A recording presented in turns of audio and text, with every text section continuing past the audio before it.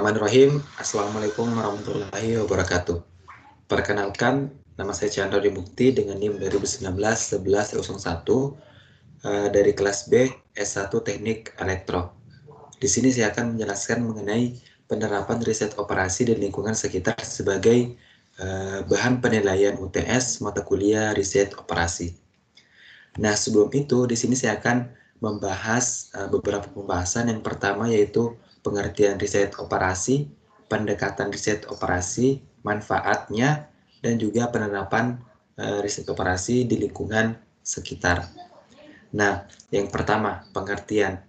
Nah, pengertian dari riset operasi ini sebenarnya banyak didefinisikan oleh para ahli atau para ilmuwan. Nah, tapi di sini saya akan menjelaskan secara intinya saja. Nah, dari riset operasi terbagi menjadi dua kata, yaitu kata riset dan kata operasi. Nah, kata operasi itu sendiri didefinisikan sebagai tindakan yang diterapkan pada beberapa masalah atau hipotesa. Nah, sedangkan riset yaitu suatu proses yang terorganisasi dalam mencari kebenaran akan masalah atau hipotesa. Tujuan dari riset operasi tersebut yaitu untuk membantu manajemen dalam menentukan kebijakan atau tindakan secara alamiah. Nah, selanjutnya pada riset operasi itu sendiri dia dapat dipandang sebagai ilmu dan seni. Nah, kenapa dapat dipandang sebagai ilmu?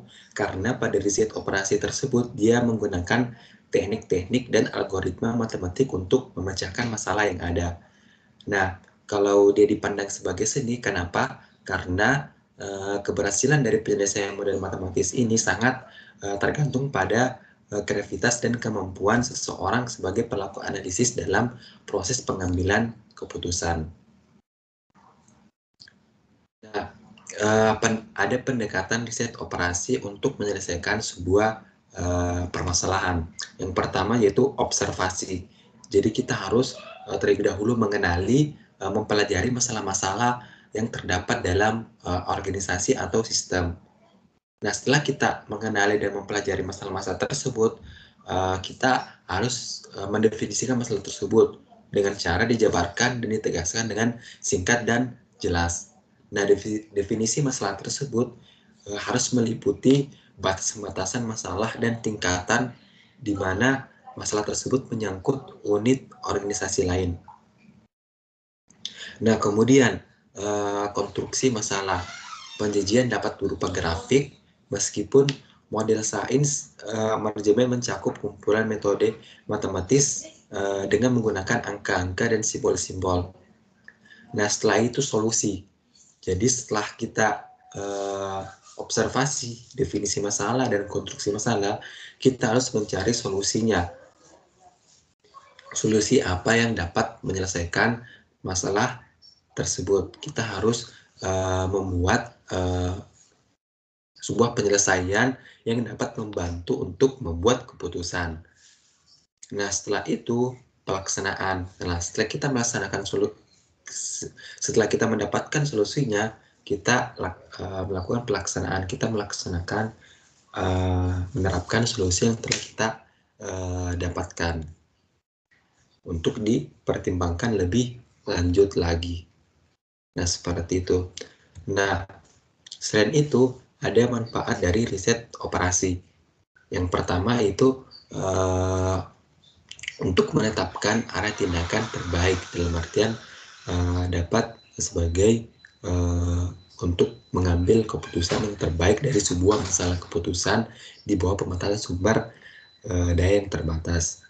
Nah, kemudian yang kedua yaitu memberikan kemudahan dalam pengambilan keputusan kegiatan kerja, baik itu dalam bidang industri, bisnis, manajemen, dan lain-lain. Nah, yang ketiga yaitu alat untuk pengambilan keputusan dari berbagai sumber daya yang tersedia. Dan yang keempat yaitu memberikan pengembangan dari beberapa sektor seperti pada teknik industri, ilmu politik, matematik, ekonomis, dan lain-lain sebagainya. Nah, selanjutnya penerapan di lingkungan sekitar. Sebenarnya banyak sekali penerapan riset operasi di lingkungan sekitar, contohnya bidang industri, bidang industri, bidang manajemen, dan lain-lain.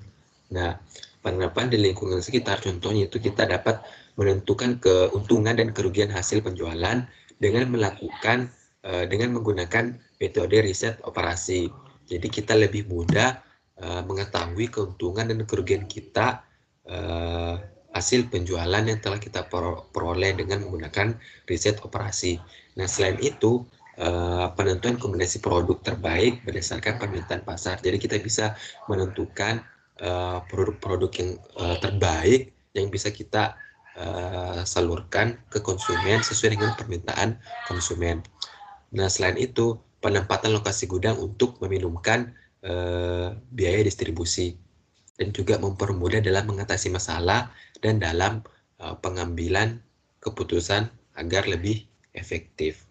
Nah, itu untuk contoh penerapan di lingkungan sekitar. Nah, mungkin cukup sekian yang bisa saya sampaikan dan bisa saya jelaskan. Apabila terdapat kurang salah kata, mohon dimaafkan. Sekian. Assalamualaikum warahmatullahi wabarakatuh.